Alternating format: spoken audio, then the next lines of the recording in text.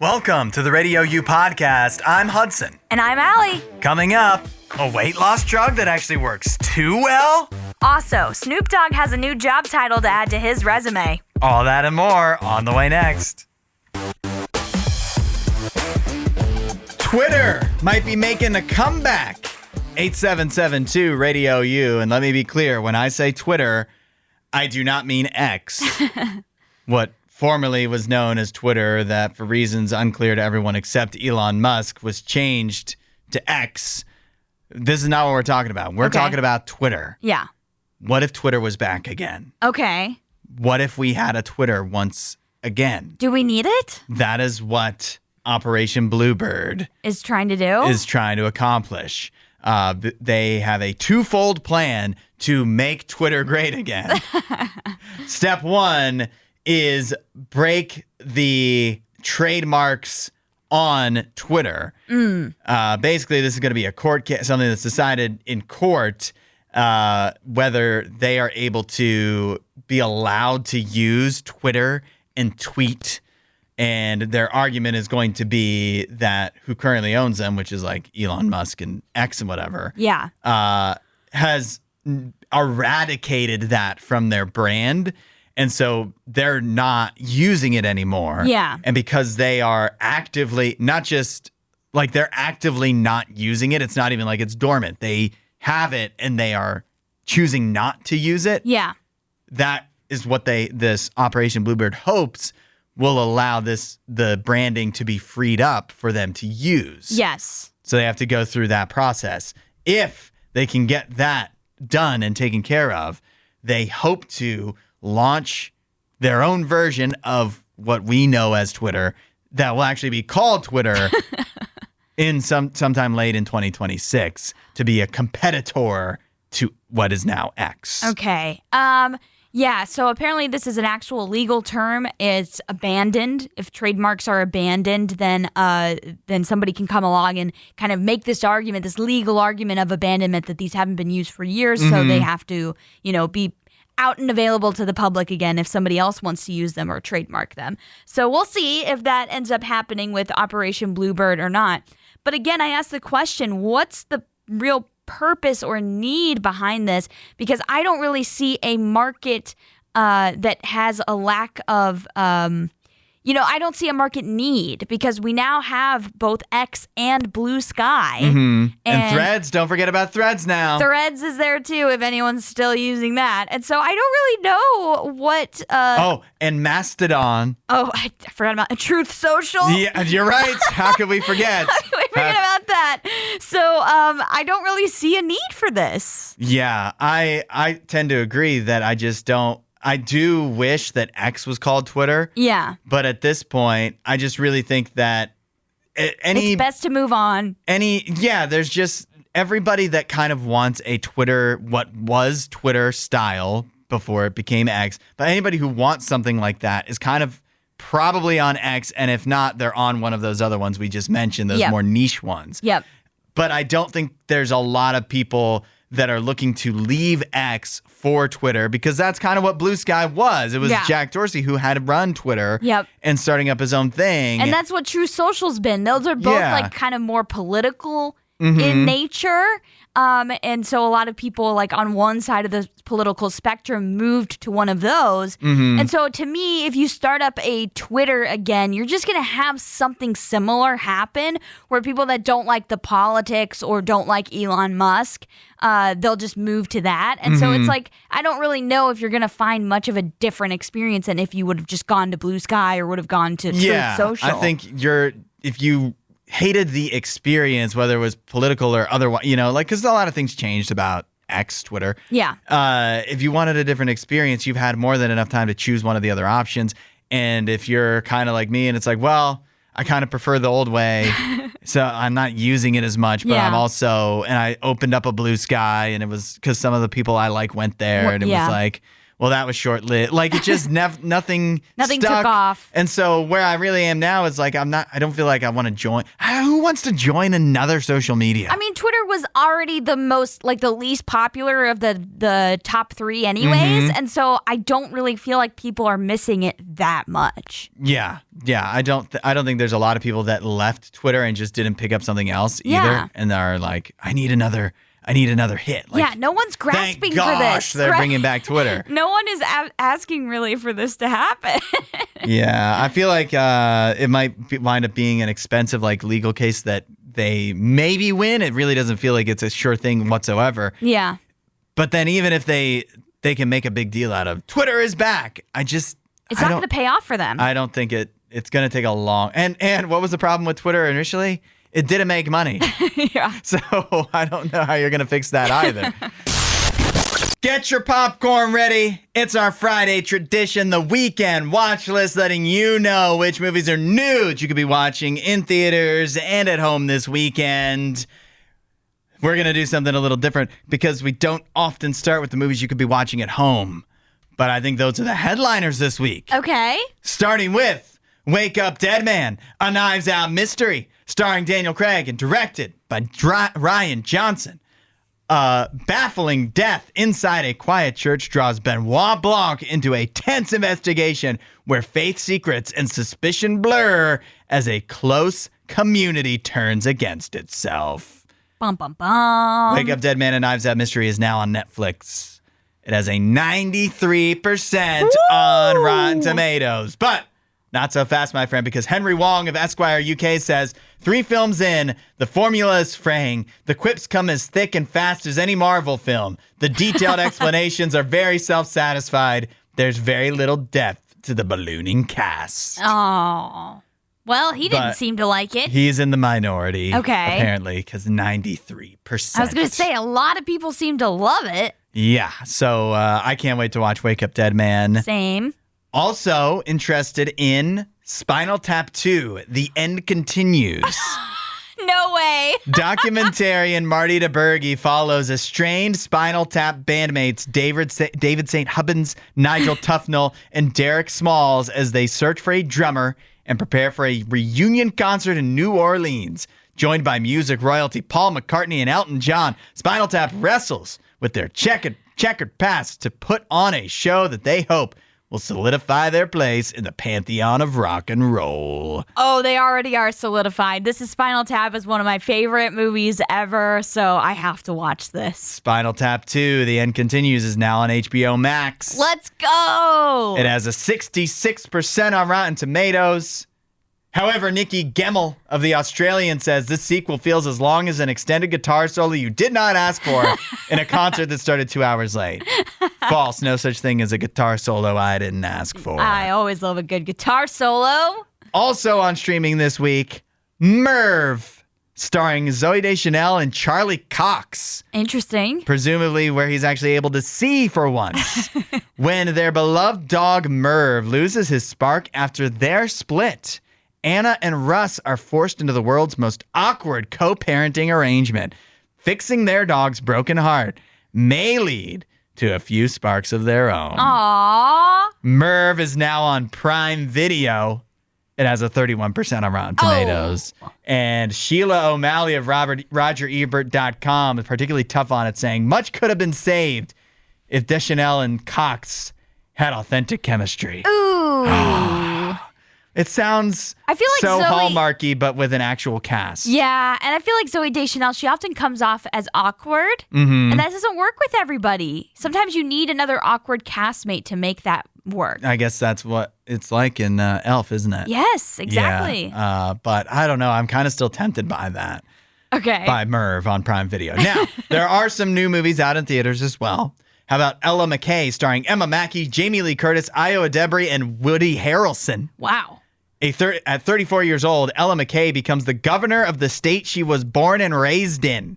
However, navigating relationships with her husband, father, and brother may just be her biggest challenge yet. No way. Ella McKay is now in theaters.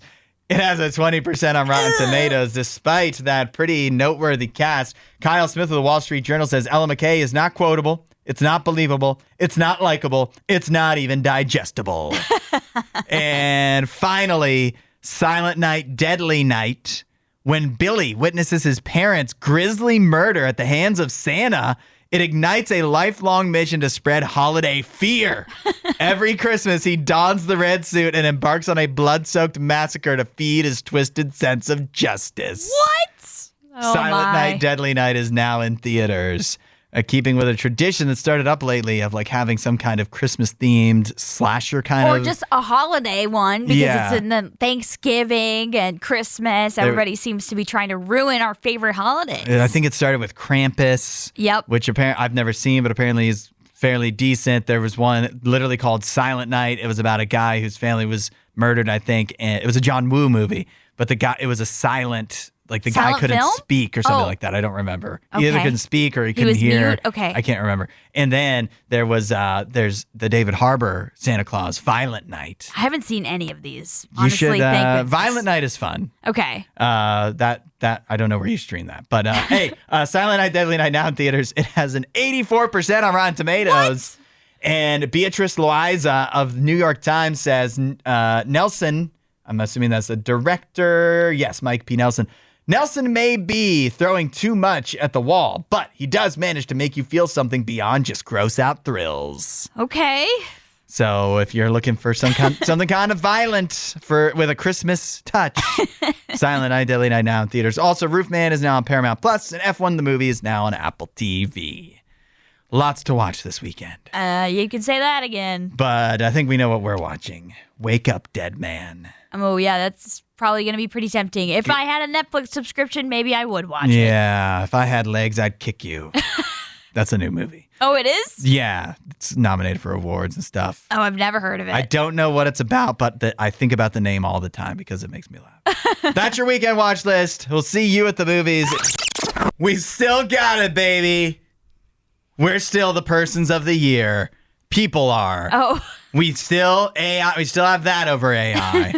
8772 RadioU, despite prediction markets in some cases being very certain that AI would be named Time's Person of the Year, Time decided to throw a curveball and instead name the architects of AI their Persons of the Year. Okay.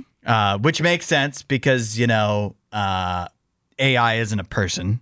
Nope. So how could it win? Does not have personhood. So instead, honorees include names like Elon Musk, Sam Altman, and Mark Zuckerberg. And while I'm always hesitant to award Mark Zuckerberg or Elon Musk anything, I feel like they have enough going for them.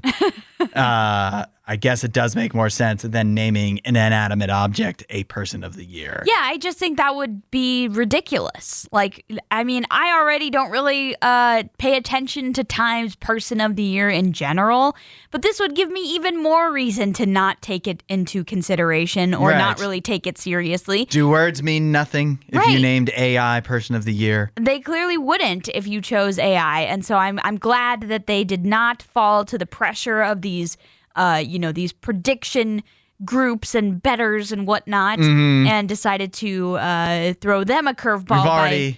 We've already seen so many other awards be sullied by nonsense. Yeah.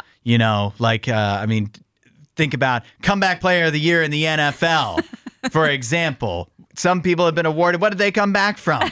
Not being good? That's not coming back. That's just an example. So this most valuable player all the time, it goes to somebody who's not the most valuable. They're just the best. Different things. So I'm glad that Time stood on business and kept AI from winning Person of the Year since it's not a person. But I did ask ChatGPT how it feels to not have won Person of the Year. Mm-hmm. And you know what it said? What? Nothing. It's not a person. No, it didn't. It actually said professionally. How do you feel about not being named Time's Person of the Year? It said professionally speaking, relieved. Oh. If Time had named ChatGPT or AI Person of the Year, we would have immediately entered an exhausting news cycle involving think pieces, congressional hearings, and at least one podcast titled, Is My Blender Sentient Now? Instead, the spotlight went to the people who actually have LinkedIn profiles and can be photographed without violating the laws of physics.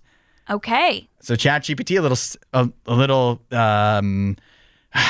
what's the right word? It's happy. A little unexplainable self-awareness. Yeah. How can a non-person be self-aware?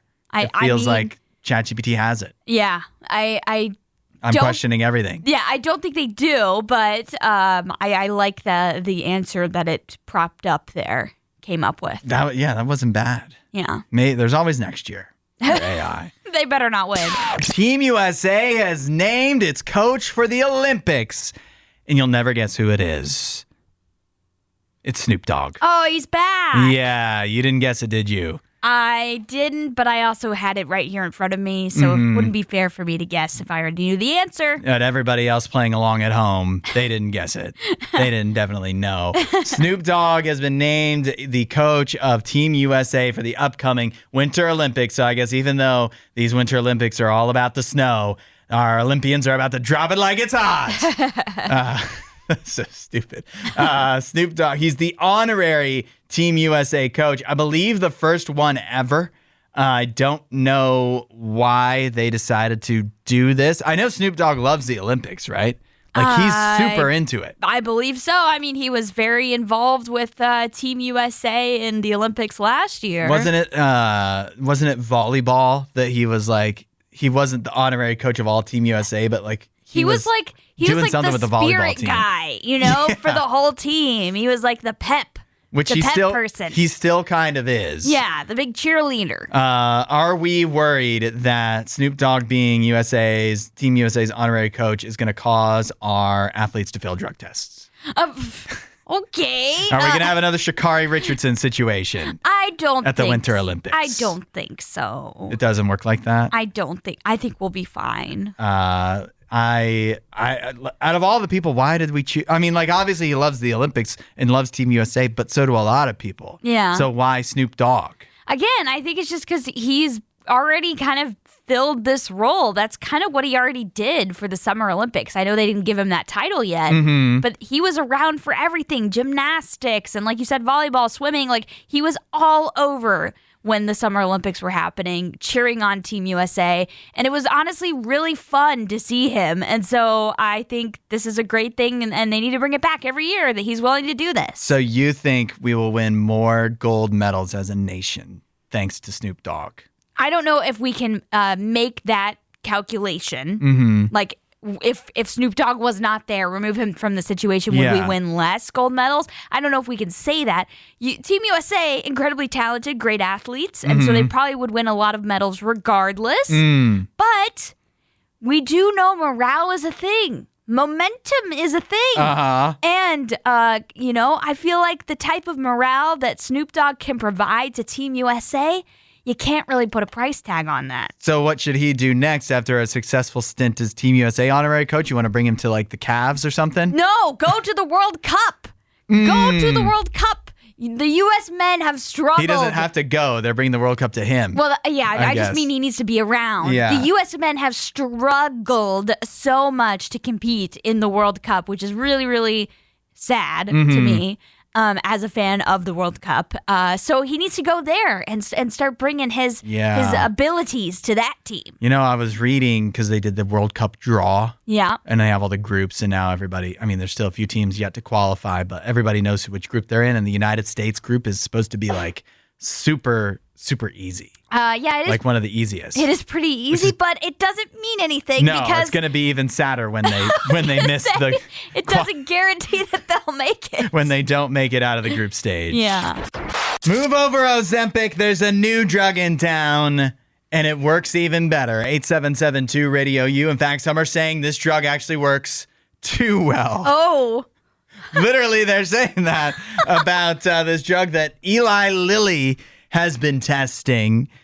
They call it retatrutide, a name that just rolls off the tongue. Yes, so easy to say. They're going to have to give it a snappy, like commercial name. Because like Ozempic isn't actually Ozempic. It's called semaglutide something. Yeah. Which doesn't roll off the tongue either. So, which is why they call it like GLP-1 as well, right? Yeah, whatever it will, they'll give this a snappy name. But this drug that they've been testing works so well that participants in these clinical trials wound up losing an average of 71 pounds. Oh, That means a lot of people lost more than that. yeah.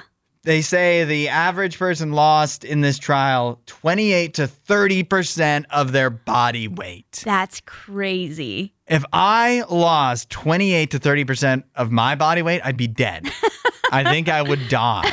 I think the same here. Yeah. So what they're saying, and literally some people dropped out of this study like midway through because it was working too well and they were losing too much weight. Wow. So this thing really works. However, I suppose that it's so effective that it may be the type of thing where like almost anybody could get Ozempic, right? Yeah. This would have to be only for those who are like seriously obese. Yeah. Not just you feel like you can't lose that last 10 pounds. Right. No. This would be a big game changer. And I know celebrities are going to get their hands on this because we already have seen the Ozempic effect with celebrities. I don't know if there's a celebrity honestly fat enough to be able to take this safely. Yeah, that's fair. Like but maybe Brendan Fraser after The Whale, but other than that, I don't know that that this is just the type of thing.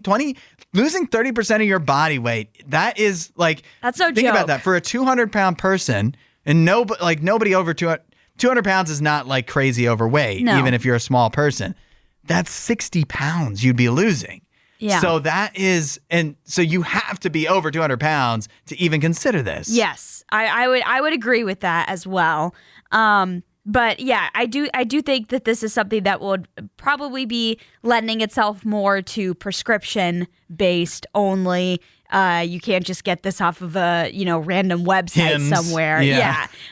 So because that would probably be pretty dangerous. What I need to know about this, I need to know the research on. I haven't looked into this with Ozempic and tirzepatides and all of this stuff.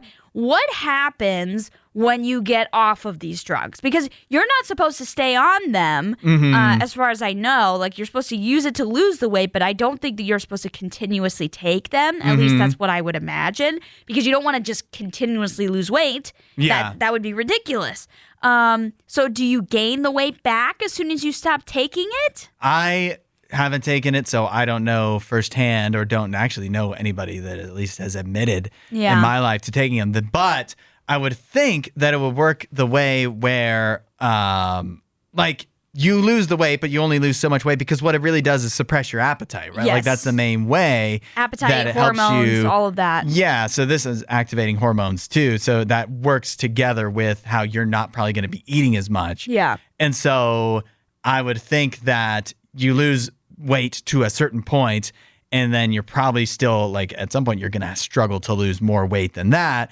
If you go back off the drug, your stomach shrinks, right? Like, I've had this with diets where at first, after you okay, I'm done with the diet, but you've been eating less, you don't go back to eating the full amount that you used to have been. Yeah. And so I would think eventually you'd go back to eating weight and gaining weight, but it would take a little while after you had stopped before you started to really see the negative effects of stopping and gaining weight again. Yeah, I think if you decided to take one of these drugs, you would need to be incredibly disciplined once you get off of it, or else you could very easily get back to the same place you were before. And so that's the type of thing I'm worried about with a drug that's this effective, is it's like, could it potentially harm somebody in the future where they end up gaining weight or even more weight than what they were at the first and when they first started because, it's just like some type of thing resets or whatever. I don't know. They say that it's potentially as effective as bariatric surgery. Wow.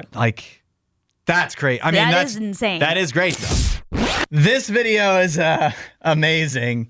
It's an Australian politician. He shared that he had gone out for dinner and he left his animals at home alone. One of his dogs figured out how to open up their sliding door. Okay. which apparently was not locked, of course. And here's the problem. He basically lives on a farm. Okay. So the dog opens up the sliding door while this politician is out at dinner, and that lets in a steer and a horse into the house. Oh my gosh, I'm watching it right now. This is so crazy. And I don't know, like one of my favorite things is because the camera's just focused on the door. And so you see the cow or the steer and the horse go in and out. And then there's a spot where one of the horses is inside, and then there's another horse standing outside the door. Yep. And it's like that horse is like, you shouldn't be in there. Yeah. Like he's staring Come at him on like, can I out. come in? You shouldn't be in. And trying to make up his mind about these. So I don't know because it's not like the full. This happened over the course of like an hour or something like that. Wow. So it's all cut together, of course. But I like what he said. The politician said, dinner finished early last night when I decided to check the pet cam to find Thunder the dog, figured out how to nuzzle open the door. Thankfully, all the pets were fine. But now the outside animals know what aircon feels like, air conditioning. And they will no doubt try again. Yep. Once you get, you're an animal and you're out. I always think of like if you ever go to like the fair and you walk through the barns, it's like it's so miserable in there. Those poor animals. And that's I what know. animals live through. Yep. All summer long. I'm assuming it's summer in Australia. Either way, if you were a horse or a cow and you felt air conditioning for the first time, you would never want to leave. Maybe, or maybe it would be so shocking. You'd be like, get me out of here. It's too cold, you know? They said my other favorite thing is that one of the animals drank water out of the fish tank. This politician, he goes, I don't know how many fish I had before, but I assume they're all still alive. Oh, I just love him standing in his living room when he gets back and he's just looking around like something's not right Yeah. here. You know, what happened? And in a way, you have nobody to blame but yourself. Yeah, 'Cause you're the one who left the door unlocked. You left it unlocked, and you have two dogs, and they're pretty big. Sooner or later, they're probably going to figure something out. So. Yeah. The best part is the steer. Like, the dogs don't open the door very wide, but the steer, like, sticks his head in and is, like, slowly pushing the door open so that it can get in. He was the ringleader. Yes. Like, he kind of paved the way for everybody else. Is this is like Animal Farm come to life? Feels Could it like be? it. Yeah. It's before long, like, this guy could be chased away and learn a valuable lesson before crisis. Ooh. For the pigs and stuff. You know what I mean? It's that time of year again. Oscar Mayer has opened up applications to be one of their next class of hot doggers. The hot doggers are the people that drive the Wienermobiles across the country, and applications are now open through January 31st. Wow. Yeah, this sounds really fun. It does sound fun. If you can just manage to, I think the hardest part would honestly be driving the Wienermobile. Yeah. Because it's really long and I don't It's think very huge. maneuverable. No. So that is part of why I would be disqualified. But there are a lot of good things about it. They say that you get to travel to upwards of 30 states. Wow. And attend hundreds of events. You're supposed to develop custom content, and it's all on behalf of Oscar Mayer and spreading the word about wieners. The compensation, base salary of $35,000 for a year-long commitment. Okay. It's not a permanent job, but it is so it's a year-long contract, I guess. Yeah. $35,000 a year. Not a ton. Not a lot. But this is something that's aimed at recent college graduates, and it's probably pretty good for somebody who's just out of college. So $35,000. It also includes a full health benefits package, 18 days of paid time off, 100% of hotel expenses covered, and a weekly allowance of $150 for meals. Dang. Yeah. That's not bad. Doesn't sound so bad at all, does Yeah. it? You get to travel the country and all the hot dogs you want, I assume. Right. That's the other reason why I think I wouldn't be good for it, because I would eat too many hot dogs. You would gain another, not a freshman 15, but like a post-college 15. Yeah, I would gain a hot dog 100 is what I would gain. They'd probably be like, hey, you're supposed to leave some for the fans. For the customer. For the children and stuff. And I'm like, what do you expect me to do? Also, they say hotel expenses are covered. So you're telling me you don't sleep in the Wienermobile? I guess not. It's all that space and you don't have a bed in there. I guess not. I would think Although so. I don't think I'd feel very safe sleeping in the Wienermobile because it obviously gathers a lot of attention. Mm-hmm. It attracts attention. It would probably be hard to sleep because you just have people knocking on the door all the time asking for free hot dogs. or wanting to take pictures with it and stuff. So I think it'd be best to just, go into a hotel room. Yeah, it is weird. The Wienermobile, like you see it out and about in town, like if you're in a city sometimes. And obviously there's more than one. But it feels like it never goes on the highway. Yeah, that might be true. You never like driving around and see it like going 70 miles an hour anywhere. I don't even know if it's capable of that. I'm sure it has to be. How do they get it from town to town, or do they load it up onto another truck that tows it? No. It has to be drivable on a highway because that has to be how it goes around. I mean, if you're going to 30 states and you can't take highways, that'd be tough. It would be tough. And also, why would you want it on the back of a truck? Be like, oh no, the Oscar Mayer Wienermobile broke down? You don't want that look. You don't want, I don't know. Like, how fast do you think you could go in that thing? I mean, maybe 65. It's not very aerodynamic. It is not. That's not a strong suit. It looks like it All has, I know is if you're on the plains, like let's say in Kansas or something, you need to be careful. The wind is going to take this. That's right. It would just topple over. It's going to take this car. Your wiener would wind up in a field of corn. Yes. Just rolled over and nothing you can do about it. Well, the applications are open. I guess I won't apply, although I am really tempted. Disney's characters are about to be available to you to use with AI. Uh-oh. You can do almost whatever you want with them. Great. Now that Disney has reached a 3-year licensing agreement with OpenAI, this is going to bring over 200 Disney, Pixar, Marvel, and Star Wars characters to their Sora video generation platform, where then you'll be able to create your own AI-generated content and actually have the actual licensed Disney characters in there. Mm-hmm.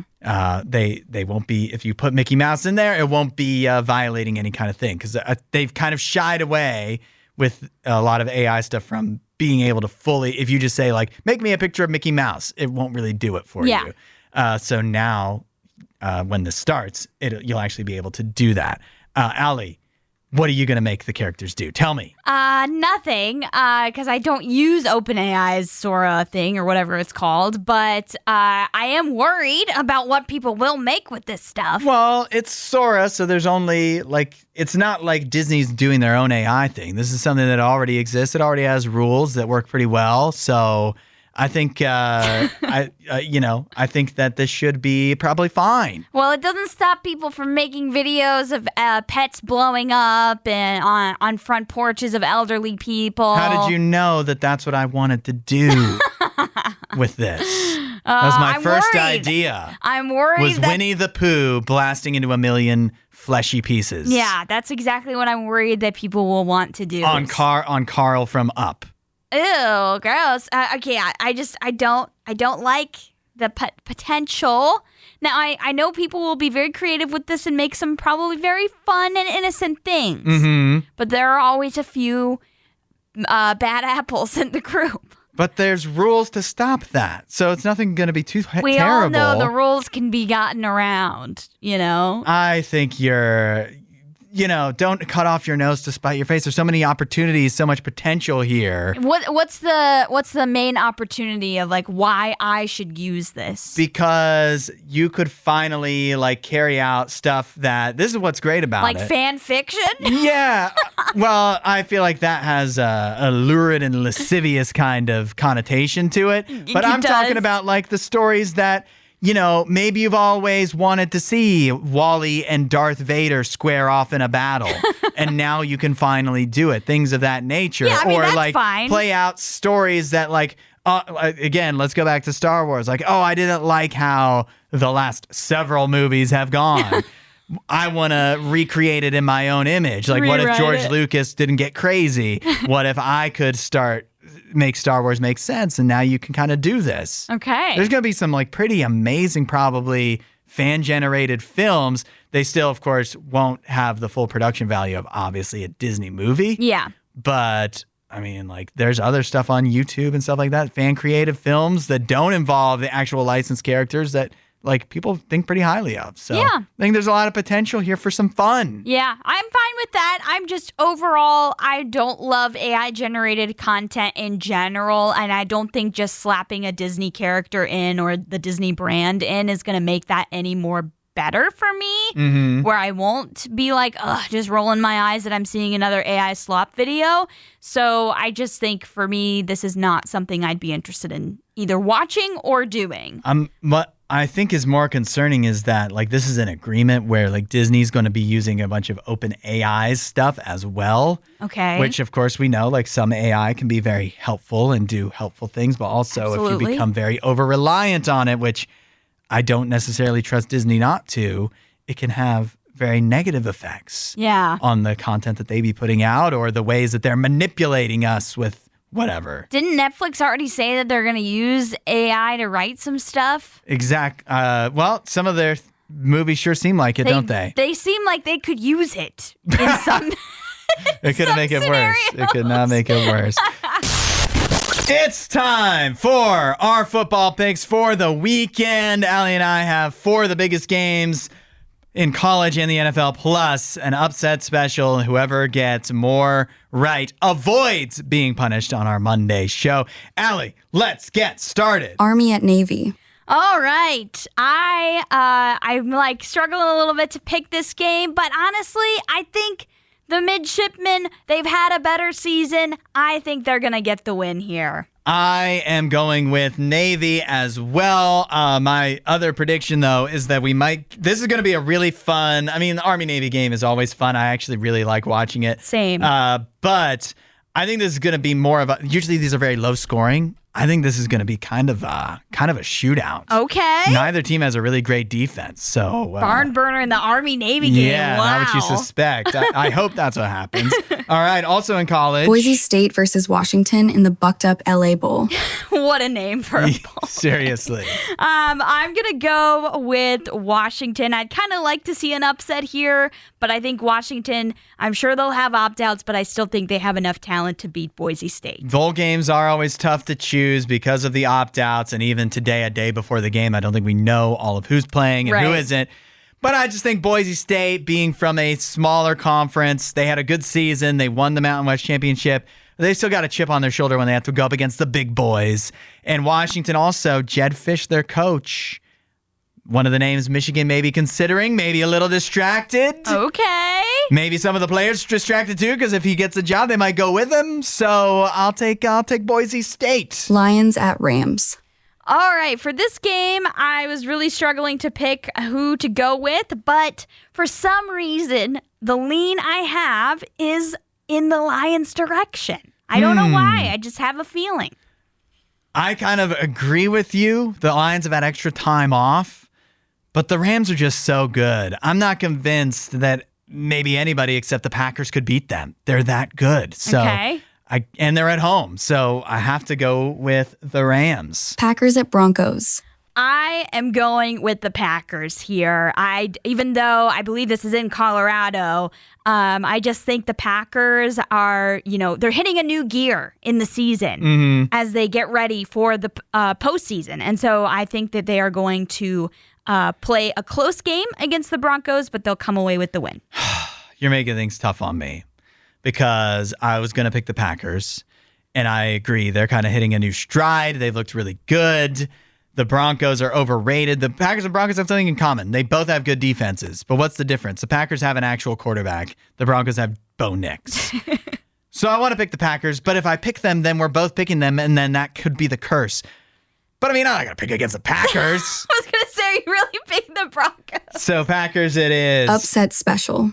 For my upset, I'm finally picking an NFL upset game because that's really all we have to choose from. Yeah. I am going with the Bengals to upset the Baltimore Ravens. I am sticking in the AFC North as well, where I will take the Cleveland Browns to take out the Chicago Bears. Yay! The Bears are off a difficult division game against the Packers. It was probably very humbling for them. And you think about it, Caleb Williams versus Shedeur Sanders. Hello. The Browns have a quarterback advantage as well. Their defense is obviously better. Oh, Myles Garrett, come on. Sack him. I know the Browns just lost to the horrible Titans, but that probably means that they're looking for revenge right now. They somehow have wins in the season that make no sense, and they lose to the teams that they should have a better chance at beating, and somehow beat the Packers. So it doesn't make any sense. So doesn't. I agree with you. These type of upsets are exactly what the Browns go for. If you can beat the Packers, surely you can beat the Bears. So surely. Browns it is for me. That's our football picks. Be back with us on Monday to find out which one of us gets punished on the show for their bad picks. Right now, it's Archer's Rise. Waymo news out of San Francisco, although today's seems to be decidedly more positive than yesterday's, where 3 Waymos got stuck in a standoff and none of them knew what to do and they were blocking traffic. Today's Waymo story in San Francisco, a Waymo robo-taxi had to be taken out of service for cleaning after a woman gave birth in it. Oh. Yeah. She was riding in the Waymo, the driverless taxi, on her way to the hospital, but did not make it all the way there before it was time and the baby came. Was somebody with her? It doesn't sound like it. It doesn't sound, I mean, if somebody was with her, they could have driven, right? Well, but I'm just like, oh my goodness, that'd be horrible to deliver your baby by yourself. There's no story or no mention of anybody else being with her at the time. Oh my gosh, that's terrifying. Yeah, she and the baby, I believe, are doing well. Good. Waymo said, "We're proud to be a trusted ride for moments big and small, serving riders from just seconds old to many years young." Aww. We wish the new family all the best, and we look forward to safely getting them where they're going through many of life's events. Is that code for now they can just ride Waymos for free? Well, I'm kind of wondering, are they going to give this child a free pass for all Waymos in the future? It should totally have one. Yeah. It should totally get one. And by the way, I also think the baby should be named Waymo. What? That'd be a nice little memory. That's a terrible name for a baby. It's cute. You could just call it Mo for short. I don't like it. I think that'd be really cool. Nope. I think that'd be you shake my hand, I shake yours kind of thing. You scratch my back. You give Waymo, you name your baby after Waymo after you had your baby in a Waymo. I don't think she was planning to have the baby in a Waymo. It just happened. Yeah, but I mean, she was planning to take a Waymo to the hospital. Yeah. That's pretty big. I mean, I think the amount of press that Waymo is getting for having a woman give birth to her child in a Waymo is enough of a gift that she doesn't need to also give them her baby's name. Also, furthermore, think about we should not gloss over the person who had to clean this Waymo. Because I think if you sign up to be a Waymo cleaner, this is not what you signed. Cards. Yeah, this is not on the cards. To. Oh my goodness. Yes. No. That person should get a free year of Waymo. Yeah, it's gonna look like a crime scene in there. Yeah, good luck with that. Thanks for listening to the RadioU podcast. Don't forget to rate and review the show.